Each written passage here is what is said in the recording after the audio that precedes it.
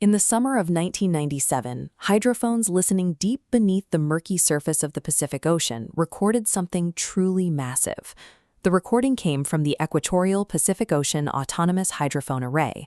This is a network of underwater microphones known as SOSUS, originally built during the Cold War to track the low-frequency hums of Soviet submarines creeping through the dark.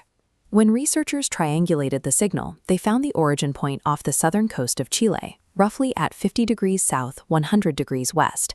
It is one of the most remote, isolated stretches of the open ocean on Earth.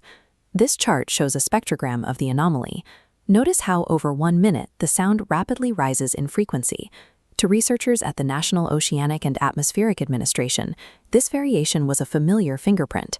It perfectly matched the acoustic signature of a marine mammal. The acoustic profile sounded exactly like a living creature calling out into the void. The logical conclusion at the time was that the deep ocean was hiding an undiscovered biological leviathan. But a major physical constraint broke the animal hypothesis. This single call was picked up simultaneously by sensors separated by 5,000 kilometers, about 3,000 miles. This diagram illustrates the true scale of that radius. To push a pressure wave across that sheer volume of water requires an immense amount of acoustic energy. No known ocean giant possesses the biological hardware to generate that volume. A blue whale tops out at around 188 decibels, which fades to silence well before the 5,000-kilometer mark. Even the 43-foot giant squid lacks the physical anatomy to project sound across an entire ocean basin. If the energy required to make this noise exceeds the capabilities of flesh and bone, investigators had to ask what non-living entity was lurking down there. The extreme physics of the detection distance destroyed the biological model entirely, forcing researchers to hunt for a suspect completely devoid of life. The mystery held for over a decade. Then, in early 2008, scientists were tracking a massive iceberg designated A53A as it drifted near South Georgia Island. As the ice drifted into warmer waters, this colossal block of frozen freshwater violently disintegrated, dropping thousands of tons of ice into the freezing ocean. This comparison shows the acoustic data from that iceberg collapse next to the 1997 anomaly. The 2008 hydrophone recordings matched the original bloop identically.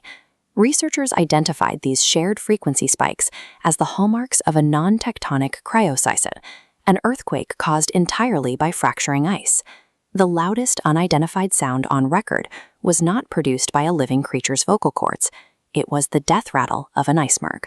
How does a block of shifting, lifeless ice perfectly mimic the rising pitch of a breathing animal? The illusion relies on two physical mechanics. The first is rubbing. When immense, compacted glacial ice flows are forced together, the intense pressure causes shear deformation.